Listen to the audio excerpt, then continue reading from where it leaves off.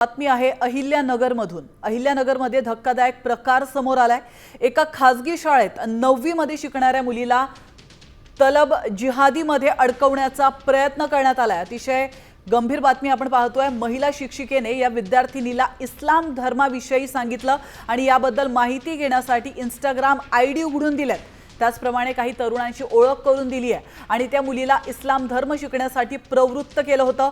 या प्रकरणानंतर आता पालकांनी विरोध केल्याचं आपण पाहतोय। पालकांनी घाबरून आपल्या मुलीला शाळेत पाठवणं बंद केलंय।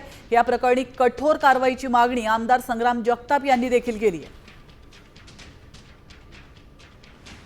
एका शाळेमध्ये एक लहान मुलांच्या बाबतीमध्ये कुठेतरी जिहादी प्रवृत्ती आपण जसे पुरुष बघायचो तसे आता महिला निर्माण झाल्या आहेत आणि ते शिक्षकाच्या रूपाने तयार झाले आणि तशा प्रकारे कुठेतरी आपण लहान मुलांपासूनच आपण कुठेतरी धर्मांतर केलं पाहिजे असा एक प्रयत्न आपल्याला एका अहिल्यानगर शहरातील शाळेमध्ये पाहायला मिळाला।